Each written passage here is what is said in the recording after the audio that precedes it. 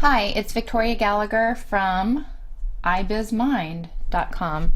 And so now that we have registered our domain at GoDaddy, here it is right here. What we need to do is we need to have someplace host that website.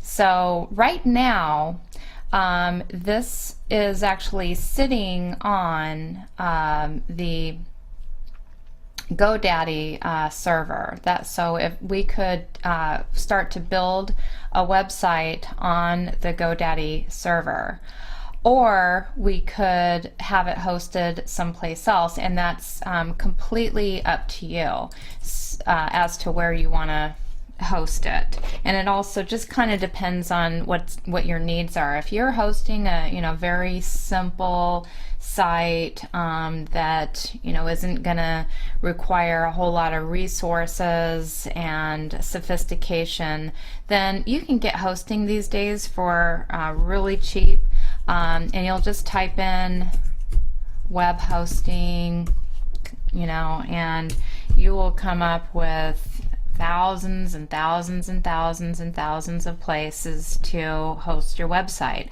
One of the most popular places to host your website is HostGator, and I actually used to host quite a number of sites there, but then some of my sites got a little bigger and more popular, and so I'm hosting all my sites on different server that meets my needs. And so what you'll do though, because you'll probably start out with something like this, and this isn't the only one, and I'm not saying HostGator is necessarily the way to go. Another really popular provider is Bluehost. And so you can get hosting, and a lot of people think it's like super expensive to run a website, and it can be. You can have your very own server, or you can be on what's called a shared server. And with the shared server, you're sharing the same server space with hundreds or maybe even thousands of other websites.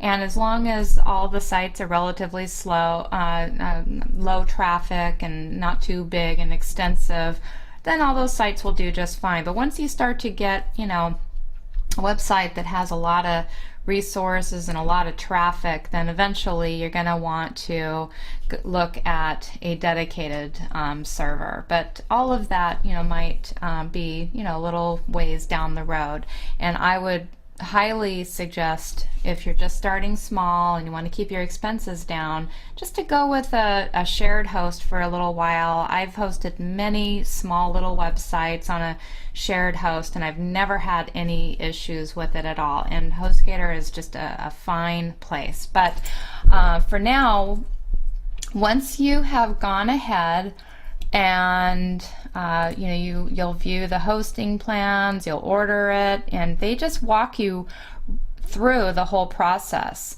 The other thing I like about HostGator, and this is fairly common, and I'm going to tell you why a little bit later, is they have what's called a cPanel control panel, and that is used to do a lot of the kind of behind the scenes setup of your website.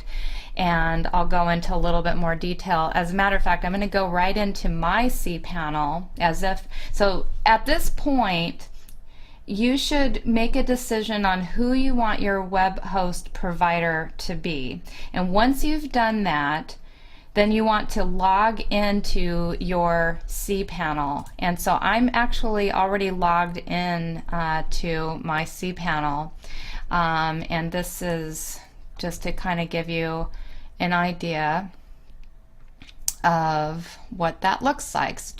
We're just looking to we're on the same page, because we'll refer to this a little bit later. So your next little bit of business with GoDaddy. Oh, and I wanted to show you what I was trying to show you earlier. On my last video, I as soon as we bought the domain, I wanted to show you. So like this domain is pointed to the GoDaddy servers. Okay.